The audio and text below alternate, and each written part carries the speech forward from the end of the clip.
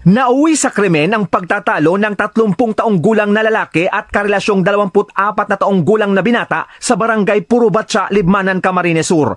Inundayan ng saksak sa likod ng sospek ang biktima nang makitang may kainuman na babae sa isang lamay sa barangay noong January 27. Hindi umano kinaya ng sospek ang matinding selos lalo't may una na silang di pagkakaintindihan ng karelasyon. Naman natin yung mga kapatid nating member ng LGBTQ, talagang parehas din naman ng normal na na nagkakaroon din ng pakiramdam ng selos. Sa follow-up operation, bumungad sa pulisya ang mga bakas ng dugo sa tinitirahan ng sospek na natagpuan sa kwarto na walang malay dahil sa 4 na saksak sa leeg. Dinala siya sa ospital pero dead on arrival na roon.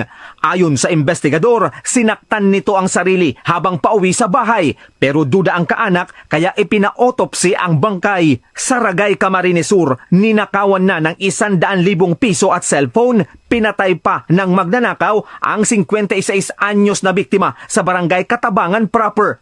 Ayon sa pulisya, sinakluban ng unan sa mukha ng sospek ang biktima habang natutulog kahapon ng madaling araw. Madali umanong nakapasok sa bahay ang sospek dahil tinanggal nito ang jalousie window at naabot ang lock ng main door. Naaresto rin ang sospek kinahapunan.